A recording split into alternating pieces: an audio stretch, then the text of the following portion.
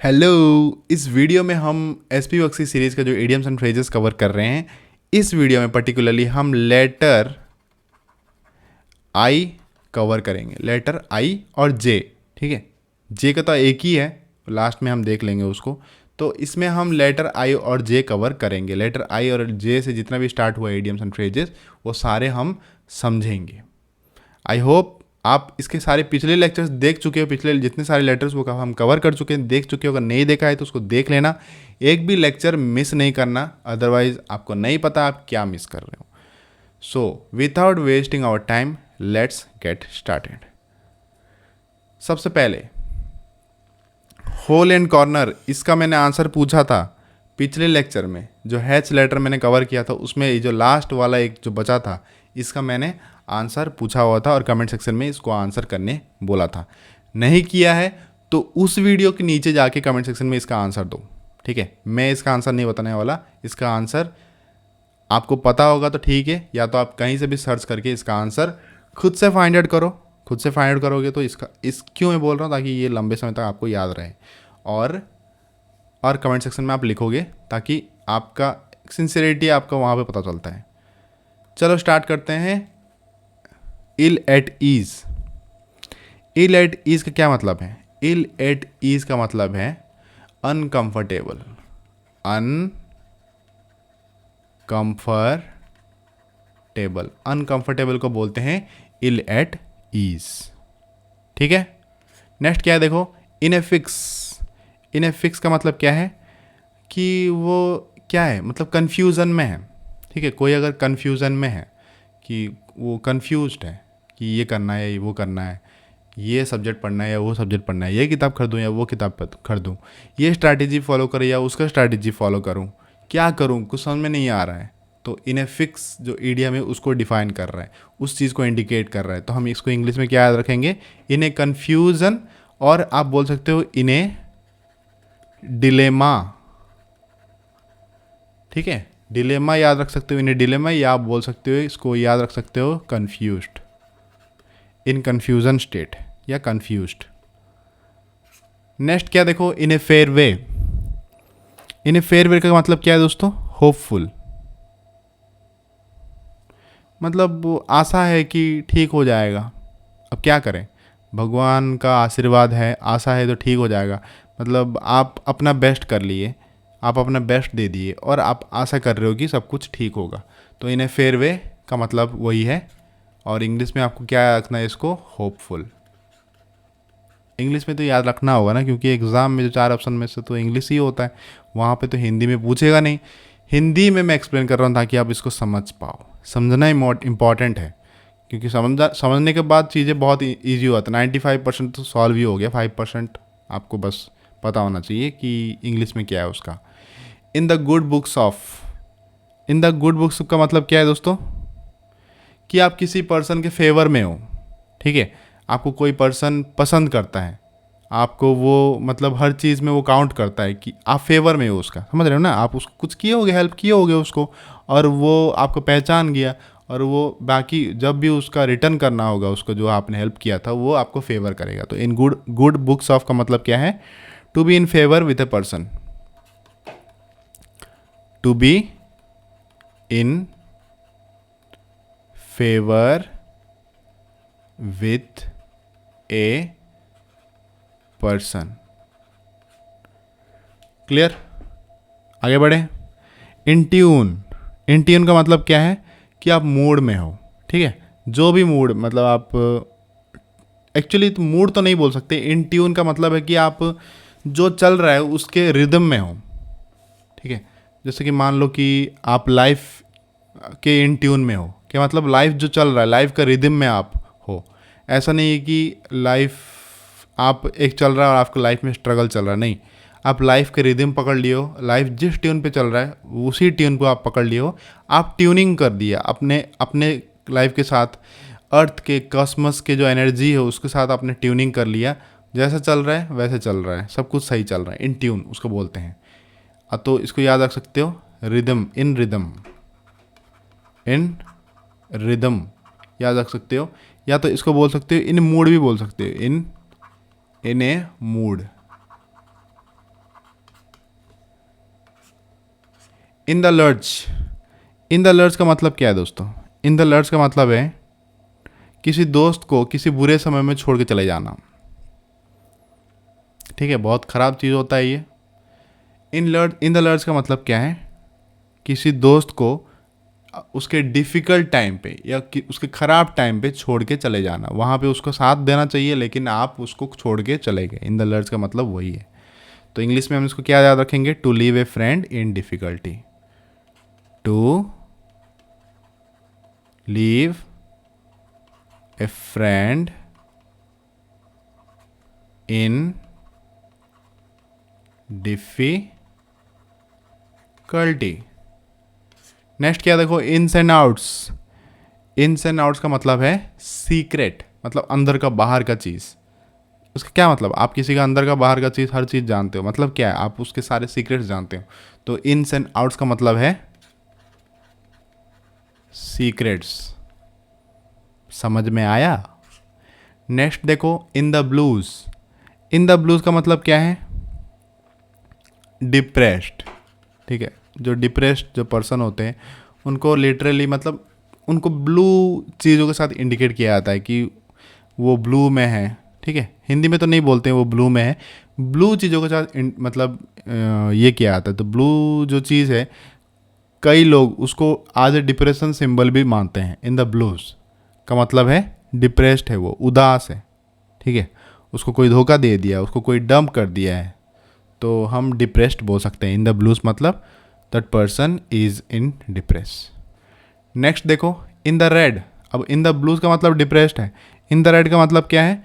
कि वो सफ़र कर रहा है, लॉस हो गया उसका और उसको सफ़र कर रहा है, ये उससे भी खतरनाक चीज़ है। अब ब्लू मतलब ठीक है वो डिप्रेशन में है, रेड मतलब कुछ बड़ा लॉस हो गया। ठीक है, कोई उसका अपना गुजर गया तो वो एक बड़ा लॉस है और वो सफ़रिंग मोड में है, सफ़र ए लॉस। इन द रेड का मतलब क्या है? सफ़र ए लॉस।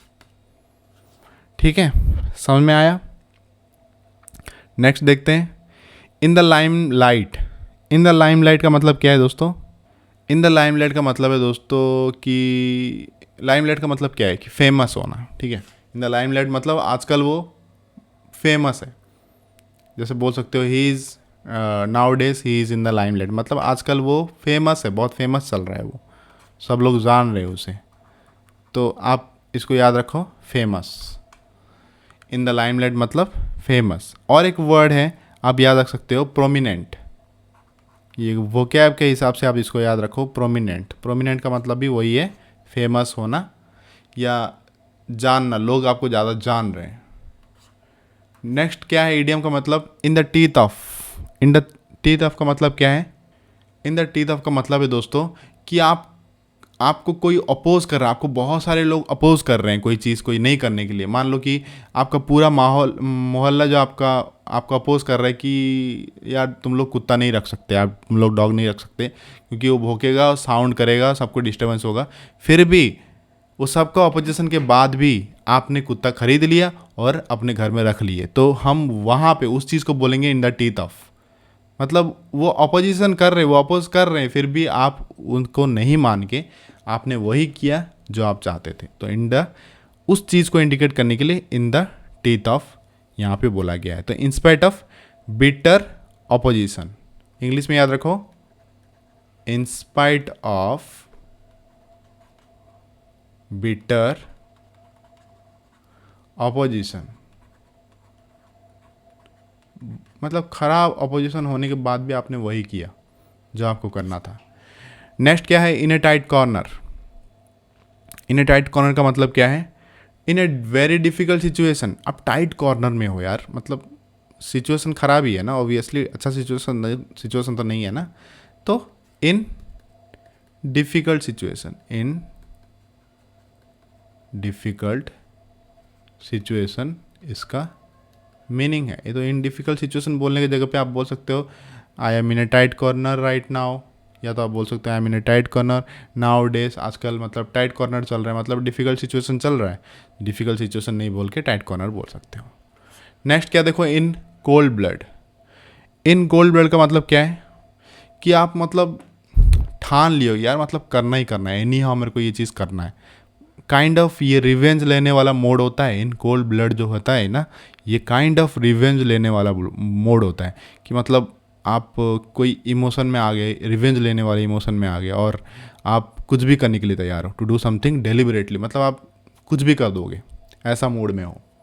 तो इन कोल्ड ब्लड मतलब टू डू समथिंग,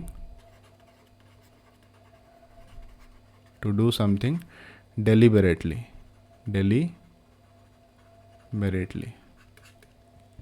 ठीक है। नेक्स्ट क्या देखो, इन डोलड्रम्स। इन डोलड्रम्स का मतलब क्या है? To be depressed, to be depressed,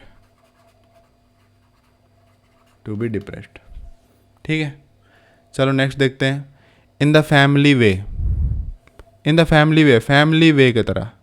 in the family way मतलब ये प्रेगनेंसी को बोला गया है, प्रेगनेंसी को इंडिकेट करने के लिए इडियम में इन द फैमिली वे बोला गया। फैमिली वे मतलब क्या है? अब प्रेगनेंसी मतलब क्या है?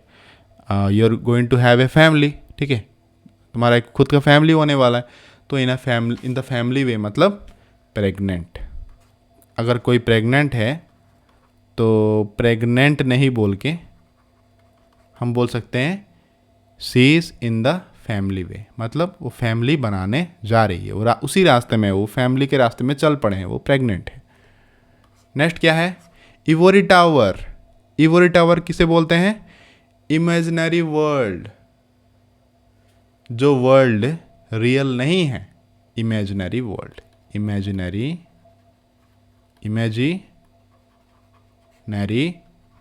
वर्ल्ड जो रियल नहीं है, इवोरी टावर उसे बोलते हैं। In the dumps. In the dumps का मतलब क्या है दोस्तों?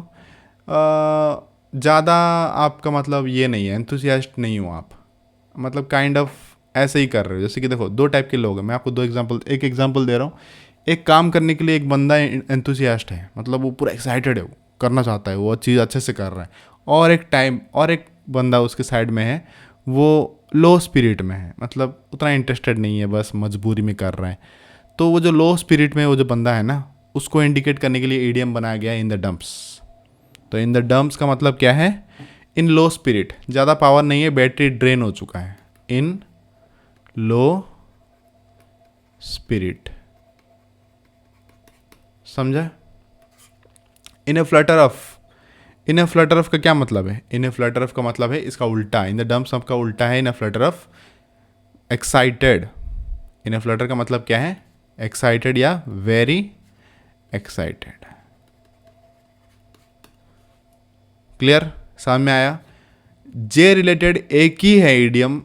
जे रिलेटेड तो बहुत सारे होना चाहिए, आप मगर मतलब इस किताब से अगर बाहर देखोगे, कहीं पे भी और देखोगे, जे रिलेटेड बहुत सारे इडियम्स है, लेकिन इस किताब में एक ही दिया हुआ है। और हाँ, इसका मीनिंग मैं आपको नहीं बताऊंगा। इसका मीनिंग आपको वीडियो के नीचे कमेंट सेक्शन में बताना है। अगर पता है लिखो, नहीं पता है इंटरनेट से सर्च करो, जहाँ से सर्च करना है करो, और जानो, समझो, और उसका आंसर जॉन्डिस्ड आई का आपको मेरे को कमेंट सेक्शन में इसका आंसर चाहिए। अगर जो इस तक पहुंचा है तो डेफिनेटली इसका आंसर देगा, जो नहीं पहुंचा है और छोड़ ही दो, क्या देगा? वो तो सुना ही नहीं हुआ इस चीज़ को, उसको पता ही नहीं होगा कि मैंने क्वेश्चन पूछा हुआ है। So I need answer of this idiom in the comment section below. अगले वीडियो में फिर से मिलते हैं लेटर के साथ। Till then, thank you for watching this video. Have a nice day, take care.